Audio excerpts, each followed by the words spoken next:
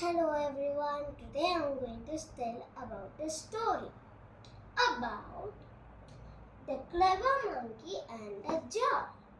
One hot day, a monkey was very hungry.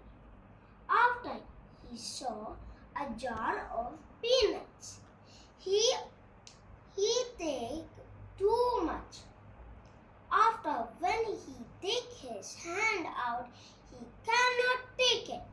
After he pulled and pulled, but he cannot take it, and he got an idea. He takes a little piece of peanuts. Then he take it out on his hands, and he was very happy. After he ate, after he went to the garden, then he was full. Moral: don't be greedy.